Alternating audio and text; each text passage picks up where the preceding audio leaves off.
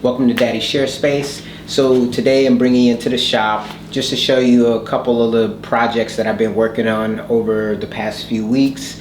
I haven't been uploading videos every day like I've been trying to do for a while there. I was just kind of putting myself through a little bit of a torture test to see how long I could go with putting out videos. Now, obviously, the quality is probably not going to be up there, but I figure with more practice, things will get better, and I'll learn a lot more the more I practice. So anyways, if you can just take a look here behind me, I have this kind of what I would call a heavy-duty dry erase chalkboard. So I have some chalk here. I have not tried it out yet. This one actually looks like it has some kind of a scuff on it, but it is what it is. It's not perfect, but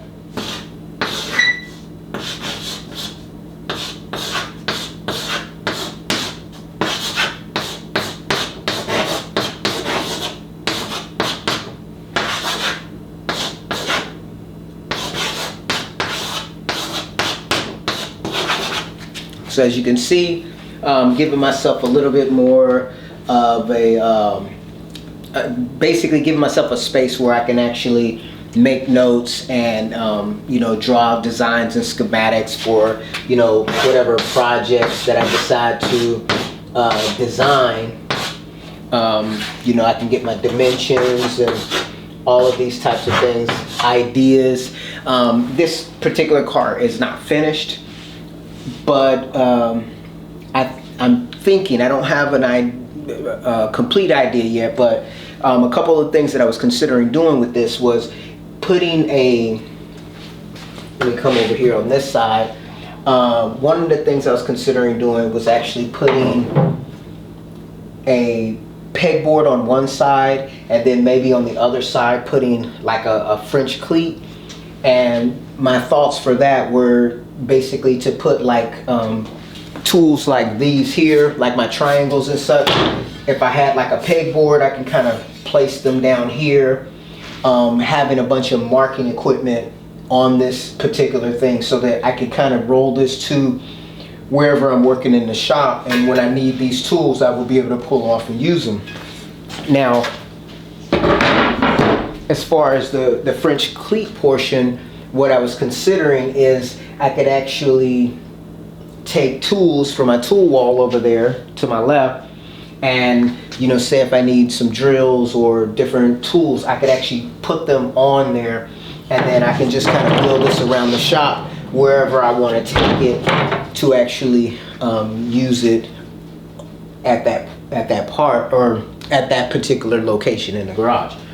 I'm also thinking about building a little shelf here so that I could actually put things like the chalk and the dry erase markers, so that I can access those. I could also put pen, maybe like I was even thinking I could have a little area for like a smartphone where I can set it up here, or my iPad or something, like if I'm doing a design like in SketchUp and I wanted to refer back and forth with that. I thought that would be a good idea, and it would also be quite handy, like if I needed to look up something, I could use this to do that.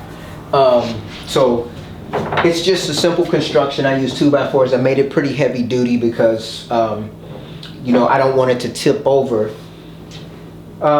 So I described the first way that I was thinking about kind of configuring the bottom. The other thing is actually making like a shelf and maybe either cabinets or drawers on the bottom, putting kind of hiding things away.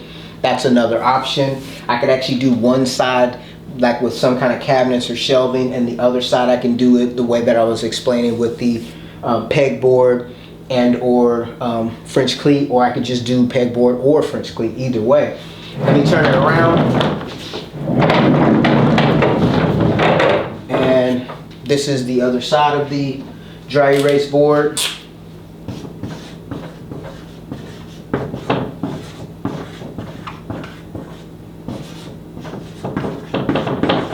And so I can do the same thing. I can draw up whatever designs, all my little ideas, I can lay them up here.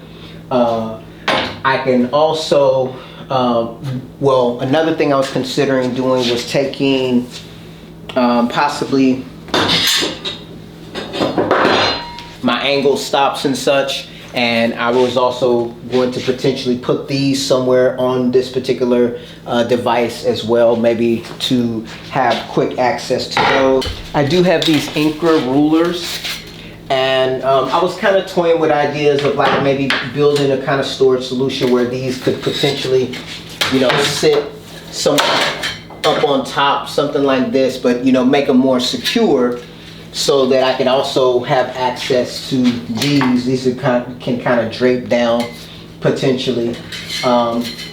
It's just an idea. I don't know exactly if that's what I'm going to do, but this is just one of the things that I've been working on.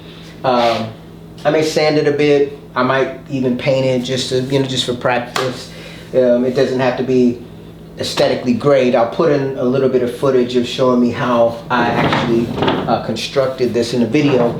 And you know, I've been recording a lot of different things, but I haven't really felt like they were complete videos in of themselves, or maybe feeling more so it's just like a repetition of similar things. So that's why I kind of, you know, just didn't. I have the footage on my computer, and I was toying around with making a video, like one about this in particular, and the other things that I'm going to show in this video, but it just didn't really feel like it was a full video by itself. So anyway, so this is the actual rolling chalkboard dry erase board that I created in the shop. So let's push that over to the side, and let's turn our attention over here to this cabinet. So I'm going to rearrange the camera so you can kind of see what I am looking at here. And you know, currently I'm actually working with 3 different cameras, and you know, when you're recording these things by yourself, it becomes kind of well, it's nice because I can actually edit these videos and it comes together a little bit more smoothly, but I'm not always getting the proper angles. Like right now, as I'm talking to you, I've moved one camera and you can see me in this camera, but my other camera is way back over there, and I just happen to be in the shop, but I'm going to try to position it so that you can kind of see what's going on here.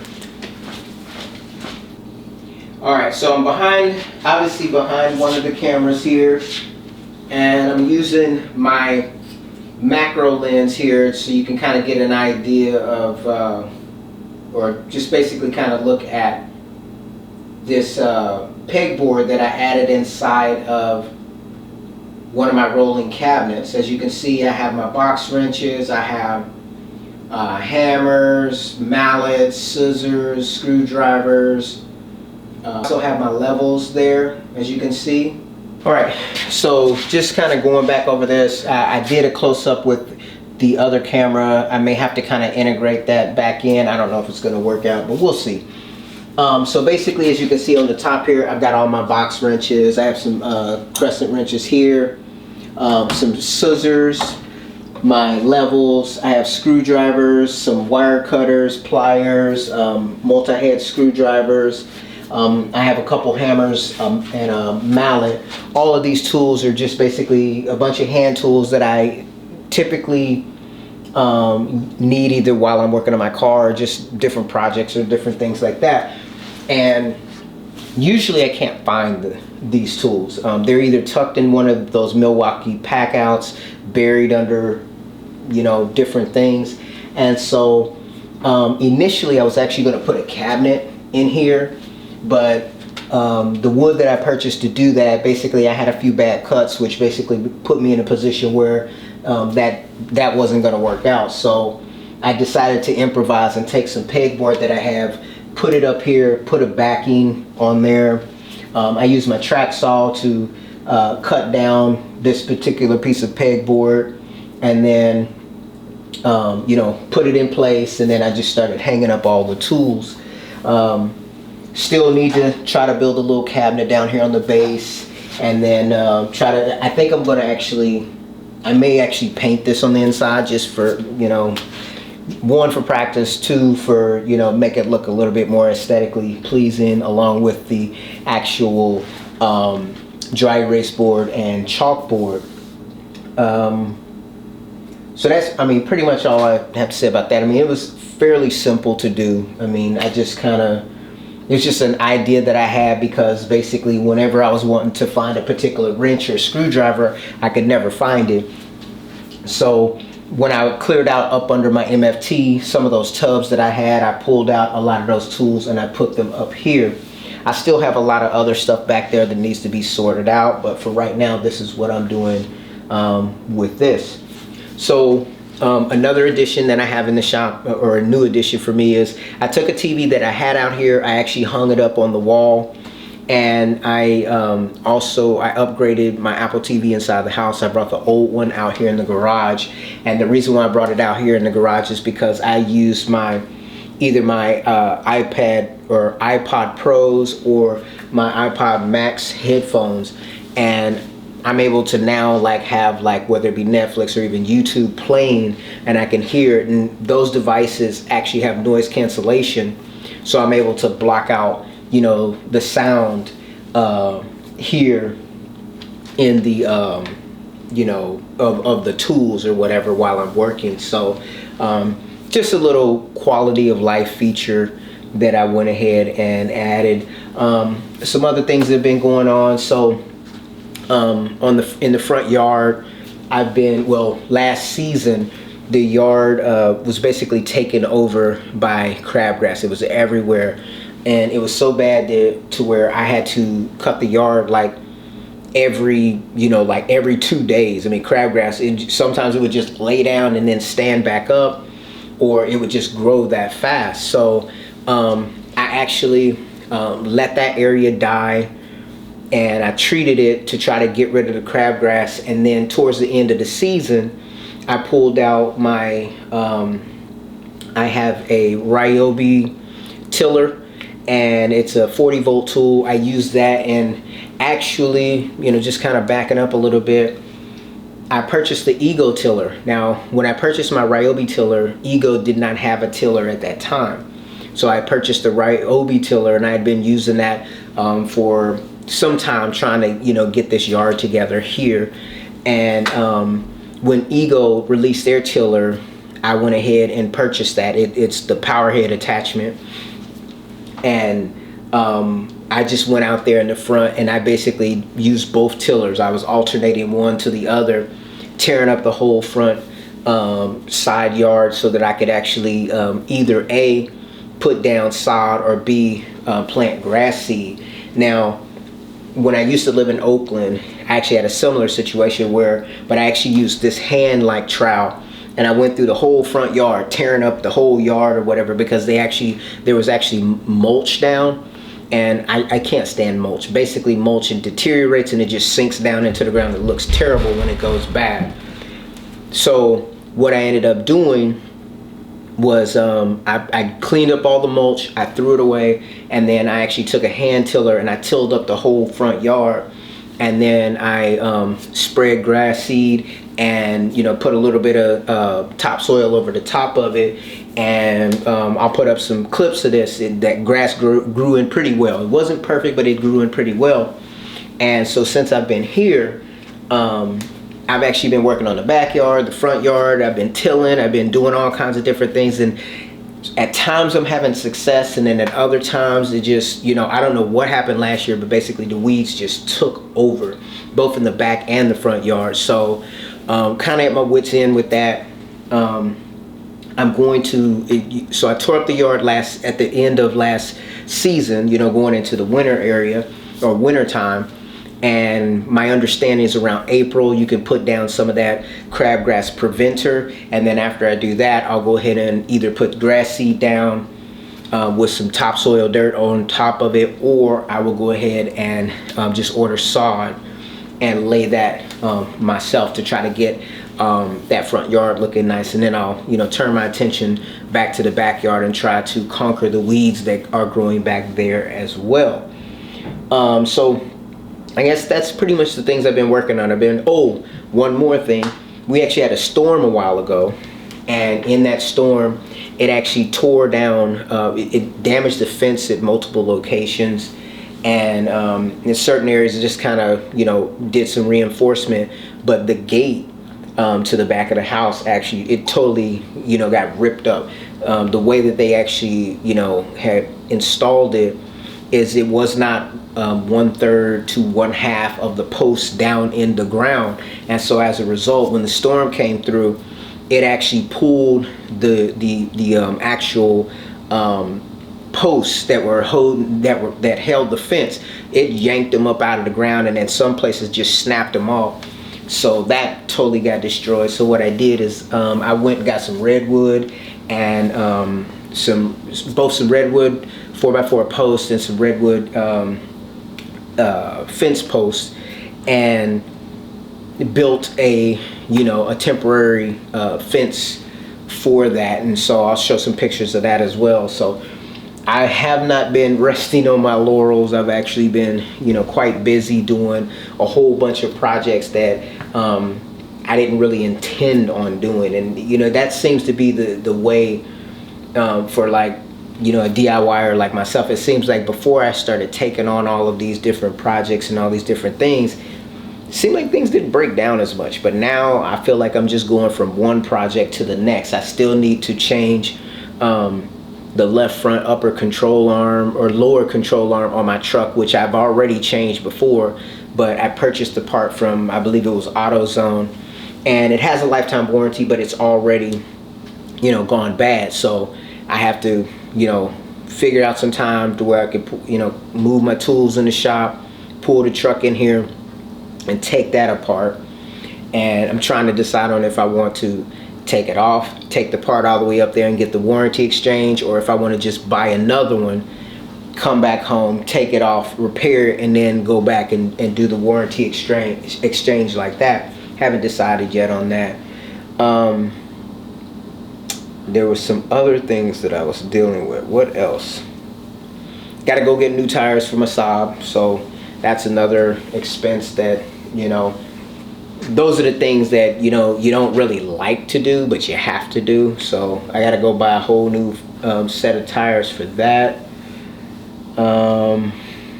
What else? Any more basic shop updates? Can't think of any right now. Oh, I for my office, for my little sit down videos at my computer, I actually purchased a couple of Elgato key light airs to put on my desk to kind of give me better lighting or whatever. I'm working with this whole green screen thing to get better with that, but it's a work in progress. And that's so I plan on talking a little bit more about some of the tools that I'm interested in, some of the tools that maybe I'm going to get rid of, and just kind of starting a conversation regarding those things. So look forward to those types of videos in the future. Things that are coming down the pipeline that I need to do, there's a ton. I do want to do kind of a comparison between the TSO triangle and the Bench Dogs triangle. I actually was quite shocked. I had to take some of my marking tools out of rotation because oftentimes when I'm working on a project, I'll grab one tool and then I'll put it down somewhere and can't find it in the middle of a project, so I'll just grab another tool. And I actually, just for some reason, I just decided to bring the different devices together and butt them up against one another, and some of them were not 90 degrees. And it's just giving me insight into why things are not necessarily coming together. First, obviously the miter saws were not tuned up. Now, I'm also finding out that some of the actual carpenter squares and things like that are not necessarily up to par for getting the results that I'm looking for. So maybe down the line I may purchase a few woodpecker tools, but even when I compare the TSO and also the Bench Dogs, when I put those two triangles together, it's not perfect.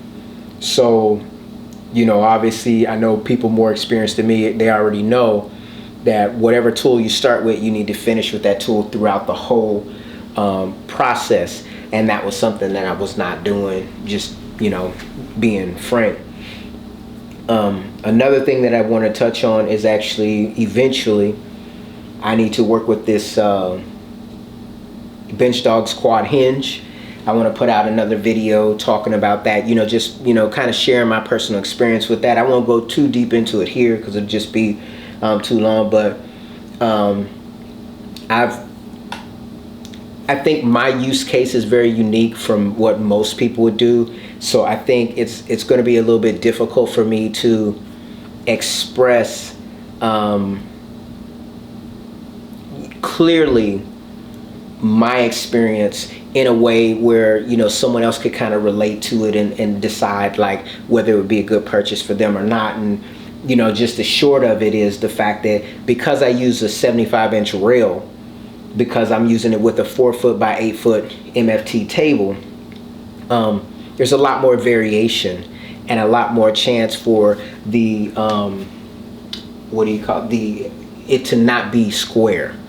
So I have to go over how to actually tighten that thing up, how to adjust it, and then also kind of give you a little bit of information based upon my experience comparing my home built MFT with the quad hinge system and comparing that against my MFT3, and then also comparing that with just using the dog hose and the rail system, where you just basically put the rail dogs in the back of the a regular rail, and then also maybe using the bench dog fence. You know, over my time, I've just come to learn every millimeter counts, you know, whether it be the fence tilting backwards or forwards because it's not bolted down, your rail tilting to the left or the right, or, you know, any number of things, or your rail dogs not being tightened, or you're moving your MFT table around your shop and it kind of gets bumped and so it's out of square. All of these things, you know, are just learning experiences for me. But, you know, I hope to, you know, share as much information as I come across, and maybe people can not necessarily fall into potholes that I may fall into, but also there's a possibility that one of you out there may actually be able to give me some insight to help me to move forward in my journey. Narrowing things down, I want to become proficient at making cabinets, and let me tell you the reason why. I want to be able to build cabinets, and I want to be able to build them well at different stages. And one, I want to be able to make brand new cabinets, but two, I want to get good enough because I understand that making a brand new cabinet where, you know, you're making everything square is quite different than if you go, say, to a home that doesn't have square walls and you're doing more of a remodeling job of making a cabinet. Those are two different skill sets. So I believe I first need to be able to make a standalone square cabinet and do it well, and do it like with my eyes closed. That's number one, because I feel like the foundation of a lot of building is, you know, with things like that, simple cabinetry and boxes. I feel like that's a good skill to have, simply because if I decided like later that I wanted to maybe make bookcases or simple shelves that I wanted to sell, or create designs on SketchUp that I wanted to sell, that is an achievable goal. Becoming a general contractor, you know, trying to make an income like that is a less achievable goal, simply because I already have a day job that requires a lot of time, and all of this that I'm doing it on the side. And it's basically been given birth from the fact of, you know, just things breaking down and things needing to be repaired one way or the other, whether it be cars, whether it be fixing things around the house. They have to be done anyway. And, you know, when you think about doing things yourself, the dry erase board thing that I made, it may not look all that great. However, when I looked online to buy one, you know, it's you know, you end up spending so much money that you're like, you want to hold that thing. You don't want to just either alter it or tear it apart. This dry erase board that I have here, I don't, if I tear it up, if I break it, if I take it apart, I don't care. But I also gain the experience of building it. The same thing with the fence out there. If I pay a professional to come out and put up that temporary fence at this time, how much money am I going to be out of? I'm looking at things, you know, the fence going down has me looking at tools like a rotary hammer, a proper rotary hammer, probably a rotary max, so that you can do a wide range of tasks. That's not something that I'm doing every day or that I expect to do every day, but having that storm come through, having those posts come up, you know, puts that tool in the back of my mind as well, if I was to pay a professional to do this job, it's going to cost me X amount. If I buy the tool, it's going to cost me Y amount. Yes, it's going to take me time to learn how to do it properly and do whatever. But then if I can do it properly, not only can I repeatedly do it for myself, you know, if another storm comes through later, I can take initiative and take care of what I need to take care of. I don't need to go back and pay that professional again. When I pay a professional and a storm comes through and destroys the fence again, still got to pay another professional, right?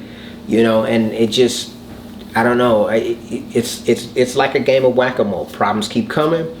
You have to keep trying to figure out ways to solve them. You either go to work, earn extra money to pay someone else, pay their livelihood, you know, which is time that you have to spend away from your family, or you could be at home like I am, tinkering in your own little shop, building things, learning how to do things, becoming proficient, becoming efficient, you know, so that you can, you know, help yourself, maybe help others, possibly legally, obviously, and learn too about, you know, if you are talking to a professional or a contractor, you know, it's good to know what is going into the job that you're paying for, because you may come to find that how much they're asking is just way too much. It's just ridiculous. It's just completely absurd. You need to be able to know that so that you don't overpay, so that you know how to continue to shop around. Not every one of us has a friend that actually knows how to do these things or can navigate these things. And so as a result, you know, you either go through the school of hard knocks of emptying out your pocket, you know, dealing with someone that, you know, quite frankly, may be trying to stick it to you, or you do it yourself. Anyways, another long-winded video here. Just wanted to kind of give a little update on what was going on in the shop. If you see here, this wall, this was the last wall that I had built. As you can see, it's still not painted. I did get the sanding pads in the shop, the ones with the holes in them. So I plan on putting a little bit more mud on this wall and trying to get better at, you know, my mud game. And I'll use that DeWalt drywall sander with the sandpaper with the holes in it with my dust extractor to see if it's actually, if there's any improvement over the stock head that came with it. After I finish that, I'll paint this. And I can't remember if it's this one or if it's this one over here to my left. Behind it, I've actually gone in and I've actually lined it so that I can make a full cabinet on the back side. That was another video that I was working on, but I just kind of felt like it was just boring. So I'll just kind of throw some of these clips of different things that I've been doing in the video, just to kind of pass the time as I'm running my mouth. But yeah, I line the inside of, I believe it's this wall cart, and it's going to be, you know, from top to bottom, some kind of shelving. That's going to, you know, be my help get me some practice in making cabinets. I don't know what my deal is with kind of like a person scared to put their foot in the pool. I've been doing everything but making cabinets. I've been doing everything, tinkering around with all kinds of different things. I mean, a lot of it's just problems that pop up, but for some reason I have in my mind, I just want to do it right. I want to do it perfect. And I know perfection is not necessarily possible, especially when you don't have the experience. The other thing is too, because everything in this shop is like mobile and rolling around, in my mind I'm trying to design a, you know, almost like a regular shop cabinet or a kitchen cabinet type design that has a wheelbase. But I'm also trying to consider having these cabinets be, you know, modular to some degree, not too big to where they're unwieldy, so that if I wanted to change my shop around, I could, but it doesn't look bad. I don't want it to look bad. Like these wall hearts, this is not the end iteration. This is just me practicing and trying to grow my skill set. Anyways, let me just wrap this one up here. Thanks for taking time to watch the video. See you in my next one.